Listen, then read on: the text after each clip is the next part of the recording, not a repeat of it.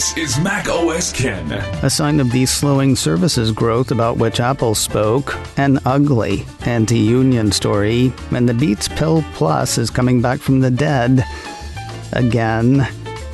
It is Tuesday, the 2nd of August, 2022. I'm Ken Ray, and this is news from Mac OS Ken, brought to you by yours truly and sponsored by Notion, one workspace for your whole team. Learn more and get started for free at notion.com/macOSKen. This show is also sponsored by Trade Coffee. You may remember a few months back I said that a subscription to Trade Coffee would make a great gift for Father's Day. Mac OS Ken listener Greg thought so too, and I am happy to say, so did his dad. Rave reviews on the coffee, he said. See, that's how Trade is set up. You answer questions for them, light or dark, ground or whole bean, drip coffee or cold brew. That's what Greg's dad does. You take their quiz, then they go to work finding the perfect coffee for you. And if the first bag is not perfect, they'll take your feedback, put you together with one of their coffee experts, then send you a better bag at no additional cost. Every bag they have sent me has been fantastic. But don't take my word for it. Take Greg's dad's word for it. Or try it for yourself. Right now, Trade Coffee is offering new subscribers a total of $30 off your first order plus free shipping when you go to drinktrade.com/macOSKen. That is more than 40 cups of coffee for free. Get started by taking their quiz at drinktrade.com/macOSKen and let Trade find you a coffee you'll love. That's drinktrade.com/macOSKen for $30 off. On last week's June quarter earnings call, Apple CFO Luca Maestri said that revenue for Apple's services segment would grow in the September quarter, though he warned that that growth will slow compared to the June quarter. And the world is seeing signs of it. Apple 3.0 ran part of a note Monday from Evercore analyst Amit Daryanani. By his firm's reckoning, the App Store did not grow in July, the first month without growth since the store's inception. Time to freak out? Daryanani doesn't think so. Quoting his note, the slowdown should be well understood by investors as the App Store grew only 5% in the June quarter, and Apple guidance indicated services growth should decelerate further in the September quarter. The App Store remains the largest component of services revenue, but it has become less important to the overall services growth rate, and Apple was able to post 12% services growth in the June quarter, despite the App Store growing only 5%. New opportunities, payments and advertising, for example, are becoming more significant drivers of growth. So it's kind of like when iPod sales fell off a cliff. There was something to pick up the slack. Two things could/should restart growth for the App Store: material improvement out of China and or getting through the tough compares that will run through the December quarter. Additionally, Apple's warning of slowing services growth should save the company from a hard freakout. Daryanani has an outperform rating on Apple shares. His price target on the shares is $180. Everything old is new again, en français.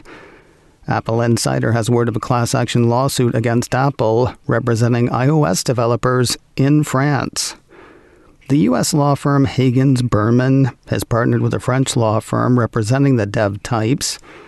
You may remember Higgins Berman. Apple Insider says that's the firm that ran the developer case here in the States that ended with Apple instituting a $100 million Apple Small Developer Assistance Fund and more open communication between developers and customers regarding alternative payment methods. Now they're looking to do it again in the Hexagon. The piece has the law firm saying in a statement, "Our firm is happy to see iOS developers from other countries seeking the same justice we were able to achieve for U.S. developers. We believe they, too, have been wrongfully subjected to the stifling policies of Apple's App Store, and we intend to hold Apple to the law." And I'll bet they're doing it for free. The U.S. developer suit isn't Hagens Berman's only claim to fame. The firm has a long history of bringing successful suits against Apple, according to Apple Insider. Most notably, the piece says, it was the legal team that won the iBooks lawsuit in 2016. And I'll bet they did it for free. During the June quarter earnings call last week, Apple mentioned more than once that last quarter saw more switchers from Android to iOS than any quarter before. Now the company has taken a step to keep up that momentum. Mac Rumors has word of a new video from Apple to Android users called "Switching to iPhone." According to the piece, the video walks through common questions that switchers might have, including transferring contacts, photos, and messages, trade-ins, long-term updates, and more. It's not just about the operating system, though, since they are theoretically moving to a company that makes both the software and the hardware. The video also covers the rough-and-tumble ability of iPhone. It's also got the Apple Tower Theater location as a backdrop, which is pretty cool. Well, the interior is the Tower Theater.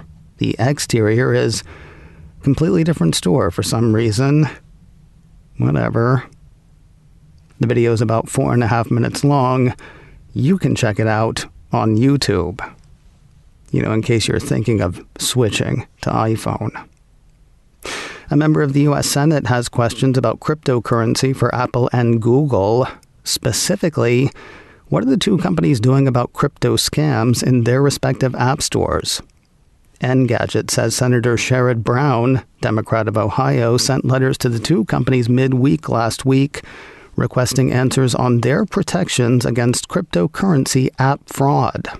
According to the report, the politician wanted details of their app approval and reporting processes, user alerts for fraudulent activity, coordination with rival stores, and monitoring for apps that transform into phishing scams. Apropos of nothing, I wonder how Senator Brown feels about sideloading in Apple's App Store. Anywho, the letter to Apple warns that cyber criminals have stolen company logos, names, and other identifying information of crypto firms, and then created fake mobile apps to trick unsuspecting investors into believing they are conducting business with a legitimate crypto firm. Alarmingly, far too many investors have fallen victim to such scams, with losses exceeding $42 million.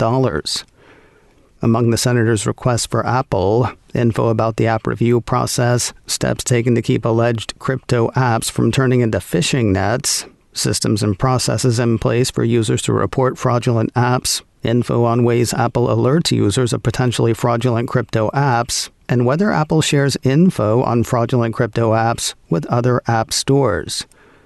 He would like answers from both firms by the 10th of August. Hugs and kisses, Sherrod. There is a really ugly story in Wired about some of the anti-union tactics employed by Apple and the anti-union law firm it employed earlier this year. The story has employees at Apple Towson Town Center outside of Baltimore, Maryland, saying that management threatened a loss of pay and benefits if they did unionize. They also say that one employee was told his immigration assistance could be taken away if the union won. The union won, by the way. Now, under its protection, Wired says the employees have created a petition calling on the Apple board to ensure that staff in other stores are not subjected to the same tactics.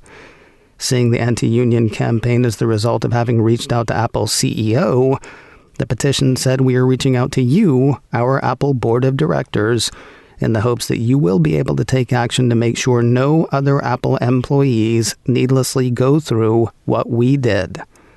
The petition goes on to say, "We are deeply concerned about our fellow employees' mental well-being because we are all too aware of what awaits them if they decide to organize a union. The right to union representation is guaranteed by the U.S. government. It is a right that Apple recognizes in its human rights policy and demands its suppliers respect in their supplier code of conduct. Do not punish us for exercising these rights.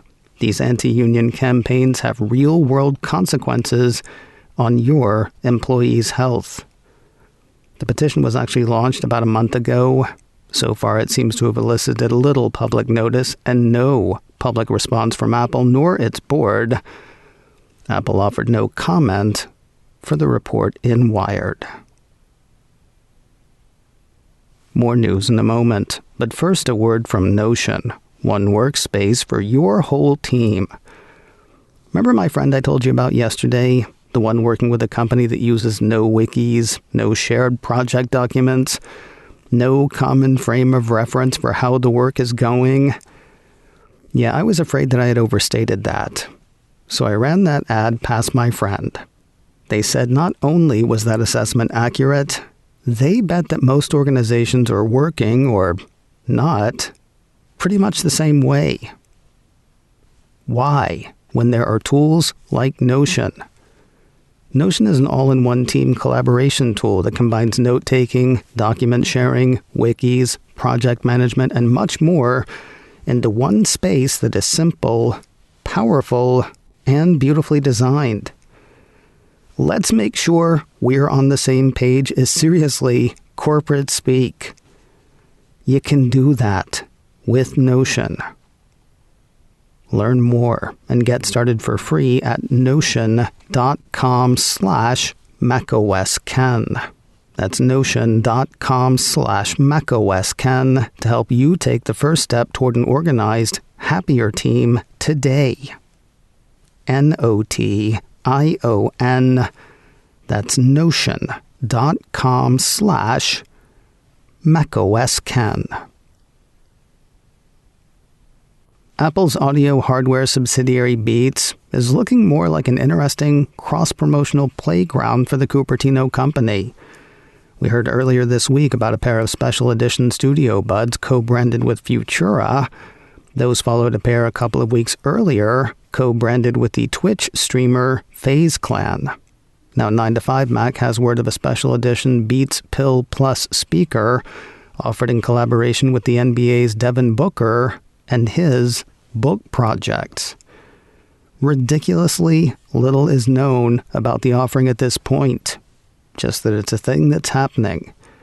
In a Twitter post, the Beats by Dre account said, @Devin Book and Book Projects designed a custom Pill Plus speaker inspired by the Sonoran Desert.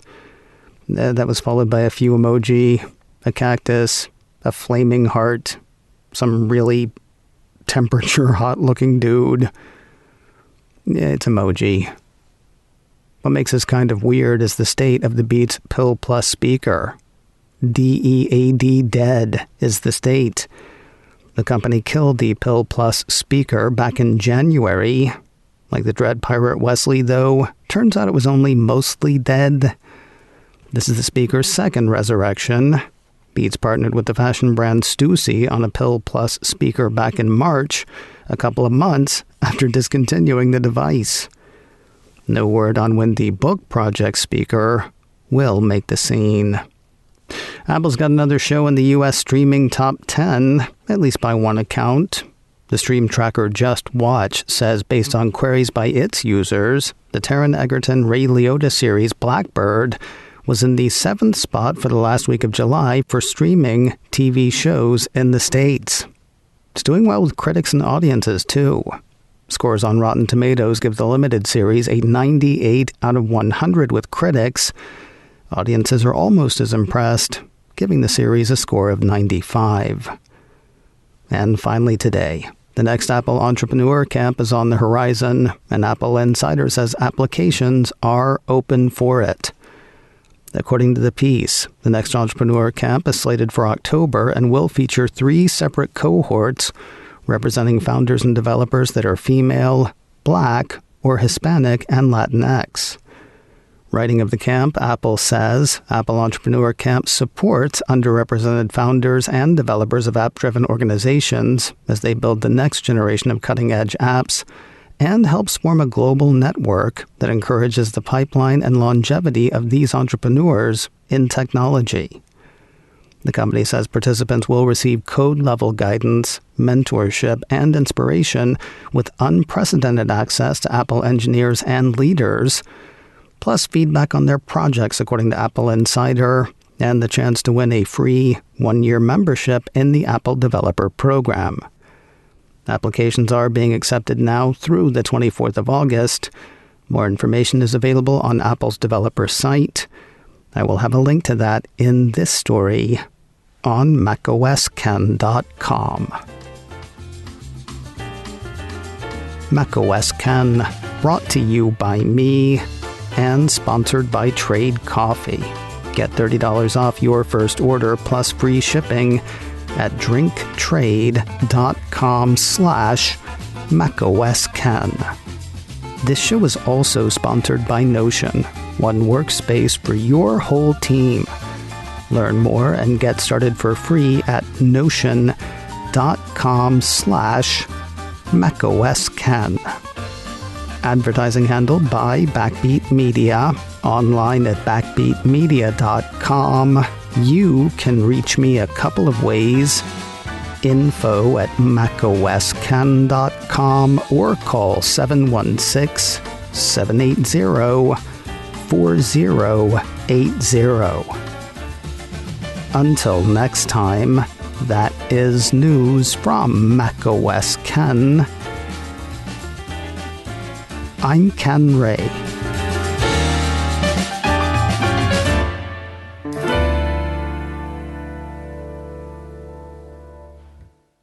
Ciao.